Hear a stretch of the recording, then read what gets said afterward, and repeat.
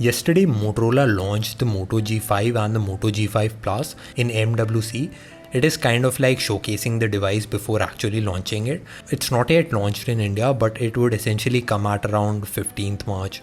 So I'll be doing a quick review and comparison video of the G5 and the G5 Plus, and I will also be giving some of my thoughts on it. So let's get started.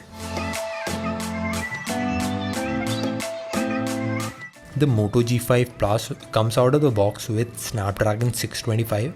It is a very battery efficient chip and also provides great performance. You have 2, 3 and 4 GB RAM models in 34 and 64 GB of storage. And the pricing would be around 14,000, 15,500, and the third one should be around 17 to 18,000. The Moto G5 however comes with Snapdragon 430. That is also a very battery efficient chip but is not as powerful as the Snapdragon 625. The performance on these devices should not be a problem as they both have good quality processors and both run near to stock Android. The battery on the Moto G5 Plus is 3000 mAh and it also has the same fast charging that we had on the Moto G4 Plus. So taking in account the smaller screen size and the more battery efficient CPU, the battery performance should be better than the Moto G4 Plus. The camera and the battery on the Moto G5 is a little less. You have a 12 megapixel but f2.0 aperture on the Moto G5 and it doesn't have 4K, and the battery also is a little less, it's 2800 mAh.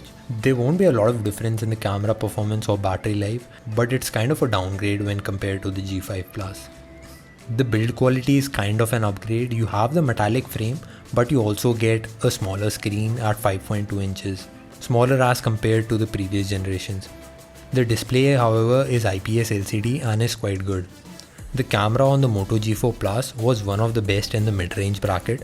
It takes very good quality photos and it also has laser autofocus and very good image stabilization. And on the Moto G5 it's even better. You have a 12 megapixel f1.7 sensor. It is the same sensor that was used in Galaxy S7 and S7 Edge. And pair that up with Motorola's optimizations that we saw on the Moto G4 Plus as well, and it also records 4K, so the camera pretty much seems overkill. The build looks quite premium. It has all metallic frame and you get a micro USB and the 3.5mm jack at the bottom. There's no USB-C port. And in the design department, the bezels have been growing from the Moto G to the Moto G5 Plus, and with each variant they become bigger and bigger. The bezels on the top and bottom are quite big and they are bigger on the sides as well. You also have the fingerprint sensor on the front, and Motorola has built in a feature to use the fingerprint sensor as the back, home and recents button. But to be honest, I've used a lot of fingerprint gesture applications and I've tried a lot of applications like Pi Control, circular nav bar or various other nav bars, but nothing seems to beat the soft keys.